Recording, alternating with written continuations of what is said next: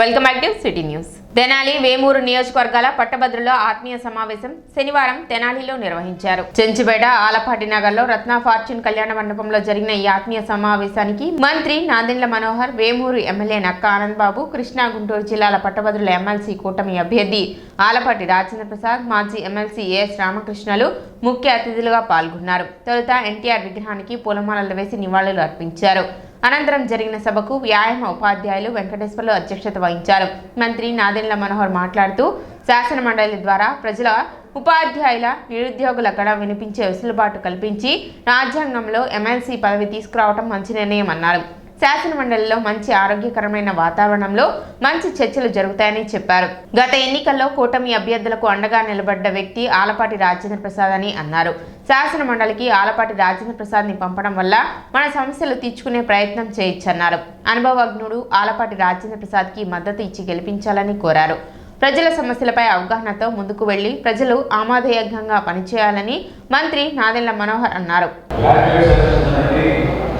Local bodies బలోపేతం చేయడం కోసం, అదేవిధంగా ఎవరైతే శాసన మండలిలో కొన్ని ప్రధానమైన అంశాలు, టీచర్స్ సంబంధించిన అంశాలు, స్థానికంగా ఉన్న ఇన్ఫ్రాస్ట్రక్చర్, కాలేజీలోనూ స్కూల్స్లోనూ ఎవరైతే ఎంప్లాయ్మెంట్ కోసం ఎదురు చూస్తున్నారో గ్రాడ్యుయేట్స్, వీళ్ళందరికీ కూడా ఒక గలం నిర్మించే విధంగా రాజ్యాంగంలో మనకు వెసులుబాటు కల్పించారు. డైరెక్ట్ ఎలక్షన్లో పాల్గొనే అవకాశం లేనప్పుడు ప్రతి ఒక్కరికి కూడా ఒక వాయిస్ ఇవ్వాలనే ఆలోచనతో మనకి రాజ్యాంగంలో ఆ రోజున తీసుకొచ్చిన ఒక మంచి నిర్ణయం. రాజకీయాలకు అతీతంగా శాసన మండలిలో చర్చలు ప్రజలకు ఉపయోగపడే విధంగా రాష్ట్ర వ్యాప్తంగా ప్రజలు ఎదురు చూస్తున్న కొన్ని అంశాలపై చాలా లోతుగా శాసన మండలి చర్చలు జరుగుతున్నాయి. ప్రశ్నోత్తరాలు కూడా చూస్తూ ఉన్నాం. ఒక మంత్రిగా శాసన మండలిలో ఏ విధంగా శాసన మండలిలో సభ్యులు పార్టీకి అతీతంగా కలిసికట్టుగా కొన్ని అంశాలపై కూర్చొని మాట్లాడుకుంటారో అది నిజంగా మనం గర్వపడాలి. రాబోయే రోజుల్లో కూడా తప్పకుండా అదే ఆంబేద్కర్ కంటిన్యూ అవ్వాలి. ఎందుకంటే బ్యాలెన్స్ చేసుకుంటూ వెళ్ళాలి. అనేక సందర్భాల్లో నేను చూసే శాసనసభలో పూర్తిగా పొలిటికల్ అయిపోతుంది. కౌన్సిల్లో మాత్రం ఖచ్చితంగా పార్టీకి అతీతంగా కూర్చొని మాట్లాడుకొని ప్రజలకి అనుకూలంగా ఉండే విధంగా అంశాన్ని ఇంకా ముందుకు తీసుకెళ్ళడానికి ప్రయత్నం చేస్తారు సభ్యులందరూ. చిన్న చిన్న సమస్యలు ఉన్నా కూడా వాటిని అధిగమించుకుని అంతిమంగా మన లక్ష్యం రాష్ట్రానికి మంచి ప్రభుత్వం రావాలి, కలిసికట్టుగా పనిచేసుకోవాలి, ఆదర్శవంతంగా నిలబడాలని అందరికన్నా ముందుగా నిలబడింది అవన్న సోదరు ఆలపాటి ప్రసాద్ గారు. పరిపాలన అనేది ఈ రోజున చాలా కష్టకాలంగా ముందుకు తీసుకొస్తా ఉన్నాం. ఆర్థిక పరిస్థితి బాగాలేదు. గతంలో ఉన్న వ్యవస్థను దుర్వినియోగం చేసి పూర్తి స్థాయిలో నిర్వీర్యం చేశారు. వ్యక్తుల పైన ప్రభావం చేసే విధంగా వ్యవస్థను ఉపయోగించుకున్నారు, కానీ సమాజానికి ఉపయోగపడే విధంగా వ్యవస్థను ఉపయోగించారు. ముఖ్యమంత్రి గారు, ఉప ముఖ్యమంత్రి గారు ప్రజలనే ఆవేదనతో వ్యక్తపరుస్తున్న అంశం ఏంటంటే ప్రజలు ఏదైతే మార్పు కోరుకున్నారో ఆ మార్పు కోసం తప్పకుండా పనిచేయాలనే ఆలోచన మాలో ఉన్నా కూడా పూర్తి స్థాయిలో దానిలో క్షేత్రస్థాయికి కన్వర్ట్ చేసుకోలేకపోతున్నాం. కొంచెం సమయం పట్టింది. 4-5 నెలలు ప్రధానంగా పరిపాలన విషయంలో మాకు కొంచెం జాగ్రత్త జరిగింది. కాబట్టి మీరందరూ కూడా పెద్ద మనసుతో ఆలోచించుకోవాలి. సూపర్ 6 మేనిఫెస్టోలో ఇచ్చిన హామీని ఇంప్లిమెంట్ చేయడానికి కోసం చిన్న చిన్న అడుగు వేసుకుంటూ ముందుకు వస్తామని ఉన్నాం. ఎక్కడ కూడా పొరపాటు లేకుండా గ్రామీణాభివృద్ధిలో మీరు చూసారు ఈ విధంగా పల్లె పండుగ ఏర్పాటు చేసుకుని గౌరవ ఉప ముఖ్యమంత్రి గారు పవన్ కళ్యాణ్ గారు మంచి ఆలోచనతో గ్రామ సభలు నిర్వహించి రాష్ట్ర వ్యాప్తంగా ప్రతి గ్రామంలో కూడా సీసీ రోడ్ల నిర్మాణ కార్యక్రమం ప్రారంభించాం. చాలా లోతుగా అధ్యయనం చేసుకోవాల్సిన పరిస్థితి ప్రభుత్వాలు వచ్చింది. ఎందుకంటే ప్రభుత్వం అనేది నిరంతర ప్రక్రియ అనేది ఎవరు కూడా గుర్తించలేదు.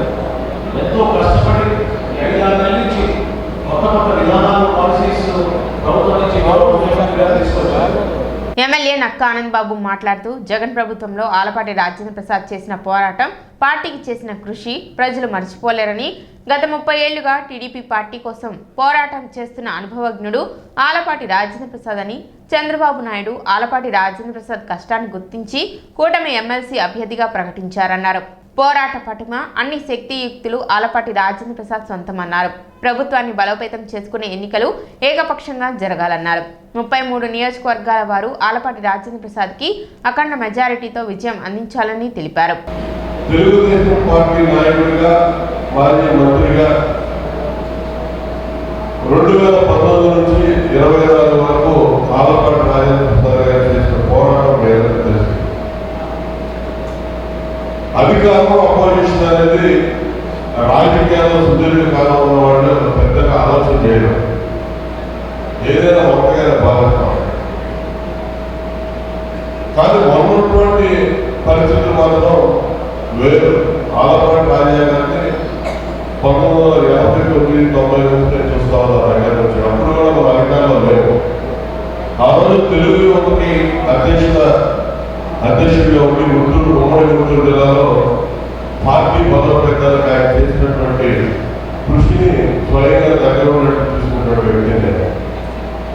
ఆ రోజు అపోజిషన్, ఆ రోజు కష్టపడ్డాడు, ఎమ్మెల్యే అయ్యాడు, రెండోసారి ఎమ్మెల్యే అయ్యాడు, 1999లో మంత్రి అయ్యాడు. మరి 2019లో ఓటమి చెందినాక ఒక దుర్మార్గమైనటువంటి పరిపాలనలో జగన్మోహన్ రెడ్డి ఎదురిస్తూ జరిగినటువంటి పోరాటాల్లో ఈ ఉమ్మడి జిల్లాలో ప్రధానమైన పాత్ర పోషించినటువంటి 1, 2, 3 మొదటి వరుసలో ఉన్నటువంటి వ్యక్తుల్లో మొట్టమొదటి ఉన్నటువంటి వ్యక్తి ఆలపాటి రాజేంద్ర ప్రసాద్ గారు. చంద్రబాబు నాయుడు గారు గుర్తించి గౌరవించి ఆయన సేవల్ని పెద్దల సభగా పిలుచుకునేటువంటి కౌన్సిల్కి ఈరోజు తీసుకోవడం కోసం ఈరోజు ఆయన్ని అభ్యర్థిగా నిలబెట్టేందుకు మీ అందరి తరఫున నేను హృదయపూర్వక అభినందనలు తెలియజేస్తున్నాను.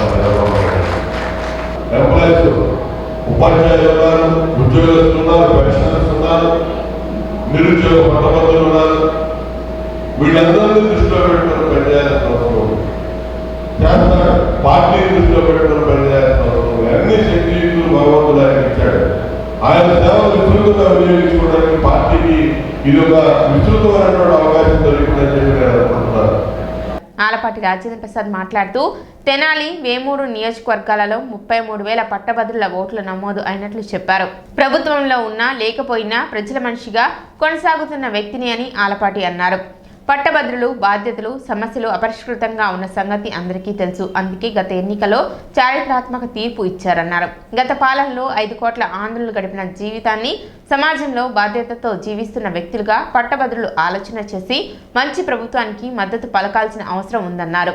మంచి ప్రభుత్వానికి తన విజయంతో మద్దతు తెలిపవలసిన అవసరం ఉందన్నారు. కార్యక్రమాన్ని టీడీపీ గుంటూరు జిల్లా పార్లమెంటు పార్టీ అధికార ప్రతినిధి రావి చిన్ని పర్యవేక్షించగా బీజేపీ నాయకులు కటారి వాసుదేవ నాయుడు, వివిధ పట్టభద్రుల సంఘ నాయకులు, తెనాలి, వేమూరు నియోజకవర్గ పట్టభద్రుల కూటమి నేతలు పెద్ద సంఖ్యలో పాల్గొన్నారు.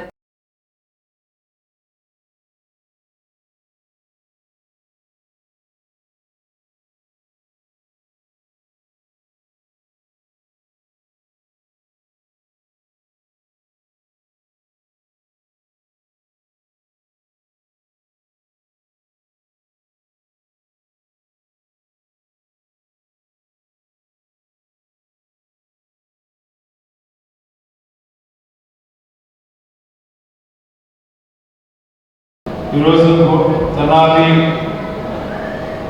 అదేవిధంగా వేమూరు నియోజకవర్గంలో దాదాపు 33,000 ఓట్లు పట్టభద్రులు ఓటర్లుగా నమోదు చేసుకున్నందుకు వారికి నా హృదయపూర్వకమైనటువంటి ధన్యవాదాలు తెలుపుకుంటా ఉన్నాను. ఈ ప్రాంతంలో ఉన్న వారందరికీ నేను తెలిసిన వ్యక్తిని గత 35 సంవత్సరాలుగా. నేను ఏ రకంగా ఉంటానో, అందుబాటులో ఉండనా, సమస్యల పట్ల స్పందించినా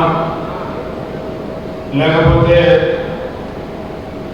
మీకు తెలిసినటువంటి విధంగా ప్రభుత్వంలో ఉన్నా లేకపోయినా కూడా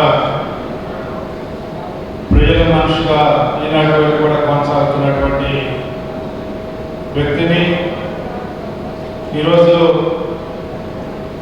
శాసన మండలి అభ్యర్థిగా ఉమ్మడి కృష్ణా గుంటూరు జిల్లాలకు సంబంధించి పోటీ చేసే అవకాశం వచ్చిన సందర్భంలో మరి ముఖ్యంగా మన అందరూ ఒకసారి కలిసి మిమ్మల్ని అందరినీ కూడా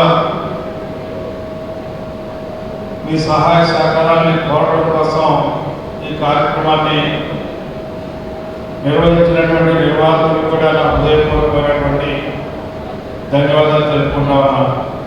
దాదాపు 175 నియోజకవర్గాలు ఉన్నటువంటి ఈ రాష్ట్రంలో ఎప్పుడూ కూడా ఎవరు కూడా విన్నటువంటి చారిత్రాత్మకమైనటువంటి తీర్పుని మీ అందరూ ఇచ్చిన సందర్భంలో కూటమి ప్రభుత్వం ఒక మంచి ప్రభుత్వం కొనసాగేలాగా ఏర్పాటు చేసినటువంటి మీకు నా హృదయపూర్వకమైనటువంటి ధన్యవాదాలు. అలాంటి తీర్పు ఇచ్చిన సందర్భంలో ఈ రాష్ట్ర ఆర్థిక పరిస్థితిని ఒకసారి మీరు గమనించాల్సిన అవసరం ఉందని చెప్పి మీకు మనవి చేసుకుంటా ఉన్నాను. దాదాపు 1,14,000 కోట్ల రూపాయలు ఈ రోజున వివిధ స్థాయిలో ఉన్నటువంటి జీతభత్యాల బకాయిలు కానీ, పెన్షన్ బకాయిలు కానీ, జీపీఎఫ్ బకాయిలు కానీ, అదేవిధంగా ఎవరైతే పనులు చేశారో ఆ పనులకు కానీ ఈ రకంగా ఈ రోజున బకాయిల్ని పేరబెట్టి వెళ్ళినటువంటి గత ప్రభుత్వం యొక్క పరిస్థితి ఈరోజు గుర్తు తెచ్చుకోవాల్సినటువంటి అవసరం ఉంది. ఎందుకంటే నేను వింటా ఉన్నా 6 నెలలే అయింది ప్రభుత్వం వచ్చి, 2 నెలలు ఒక రోజు, ఒక 2 రోజులు, అదేవిధంగా ఒక 4 రోజులు జీతాలు పడలేదంటేనే ఏంటి అప్పుడే మొదలైందనే భావన మీ మనసులోంచి బయటకు వస్తూ ఉంది. తస్మాత్ జాగ్రత్తలు కూడా మీ అందరికీ మనం చేస్తా ఉన్నాం. సమస్యలు ఏ రకంగా పరిష్కరించగలుగుతాం అనేది మార్గాన్ని మీరే చూపించాలి. ఆ రకంగా ప్రభుత్వానికి సహాయపడాలి అని చెప్పి ఈ సందర్భంగా మిమ్మల్ని అందరినీ కోరుతా ఉన్నా. మీ అందరి ఆశీస్సులు ఒక మంచి ప్రభుత్వానికి ఒక మంచి సంకేతంగా నా విజయం కావాలని చెప్పి సందర్భంగా కోరుతా ఉన్నా. అందుకని మీ అందరూ కూడా ఆలోచన చేయండి. ఈ రోజున ప్రజాస్వామ్య విలువలు కాపాడగలిగిన నాయకత్వం ఏదైతే ఉందో ఆ నాయకత్వాన్ని బలపరచాల్సిన బాధ్యత మనందరి మీద ఉంది అని చెప్పి ఈనాడు మీ అందరికీ విజ్ఞప్తి చేస్తూ ఆరుపాటు రాజకీయ సదరు ఎదుట సంఖ్యవంతమయ్యాలి, ఒకటే అనే సంఖ్యయాలి. ఆ బాధ్యత సక్రమంగా నిర్వర్తించాలి. లేకపోతే మీరు టిక్కు కానీ లేకపోతే ఏదైనా రాసినా కానీ ఓటు చల్లదు.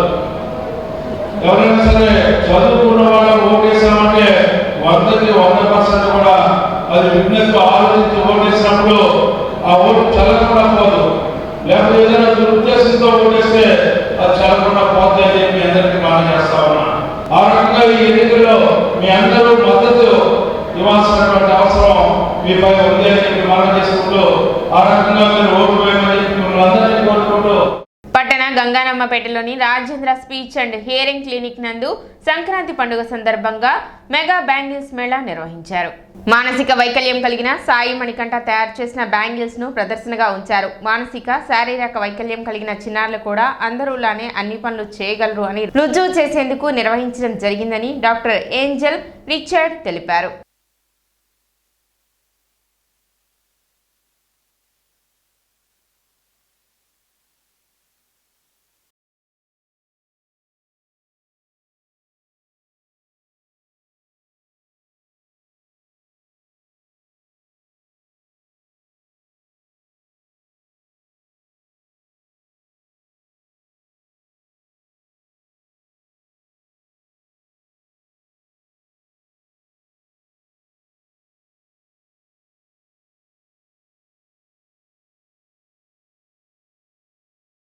తెనాలిలో Rajendra speech and hearing clinic నందు మెగా బ్యాంగిల్స్ మేళా పెట్టడం జరిగింది. బ్యాంగిల్స్ స్పెషాలిటీ వచ్చేసి ఒక మానసికంగా డిలేడ్ స్పీచ్ ఉన్న బాబు ఇవన్నీ థ్రెడ్ బ్యాంగిల్స్ తన చేతులతో తనే తయారు చేయడం జరిగింది. సో ఇవన్నీ మనం ఎక్స్పోలో పెట్టి వీళ్ళు కూడా అందరిలాగే మామూలు పిల్లల్లానే ఉండగలుగుతారని ప్రూవ్ చేయడానికి, no one is disabled in this world అని ప్రూవ్ చేయడానికి ఈ ఎగ్జిబిషన్ పెట్టడం జరిగిందండి. ఇక్కడికి వచ్చిన ప్రతి పేరెంట్కి కూడా థ్యాంక్ యూ సో మచ్ అండి. అలాగే ఇక్కడున్న బాబు పేరు మణికంఠ, వాళ్ళ మదర్ కూడా తనకి హెల్ప్ చేయడం వల్ల ఈరోజు ఇక్కడ వరకు రాగలిగారు. ఇక్కడికి నేను 1 year బ్యాక్ మా బాబుని తీసుకొచ్చాను. అంతకుముందు మా బాబు చాలా హైపర్ ఉండేవాడు, మాటలు రావు, వినపడదు, స్పీచ్ లేదు, దానికోసం అని తీసుకొచ్చాను. కానీ ఈ 1 year నుంచి కూడా చాలా డెవలప్మెంట్ అనేది ఉంది మా బాబులో, చాలా మార్పు ఉంది. మొండితనం అది కూడా చాలా తగ్గింది. లాస్ట్ టైం దివాళీకి కూడా మా బాబుకి దియాస్ చేయించి అవి కూడా ఇట్లా ఎగ్జిబిషన్ లాగా పెట్టాము, స్టాల్ లాగా. అండ్ ఇప్పుడు వచ్చేసి వాళ్ళు కూడా టాలెంట్ ఉంది, ఎందుకు వదిలేస్తున్నారు అట్లా అని చెప్పేసి మేడం కూడా ఎంకరేజ్ చేసి వాడితో ఇవన్నీ బ్యాంగిల్స్ మేళా అనేది పెట్టించారు. ఈ రాజేంద్ర స్పీచ్ థెరపీలో మా బాబు కూడా ట్రీట్మెంట్ తీసుకుంటున్నాడు. ఇక్కడ ఉన్న పేరెంట్స్ స్టాఫ్ మేడం అందరూ చాలా కోఆపరేటివ్గా ఉంటారు. ఈ బ్యాంగిల్స్ మేళ కూడా మనలో ఒక బాబు అయిన మణికంఠ చేయడం అనేది చాలా ఆనందంగా ఉంది. And no person is disabled in this world అనేది మేడం చెప్పినట్లు చాలా క్లియర్గా తెలుస్తుంది. బాబు చాలా ఎంకరేజింగ్గా అన్నిట్లోనూ పార్టిసిపేట్ చేస్తున్నాడు. Thank you so much. Happy pongal. ఇప్పుడు చిన్న విరామం.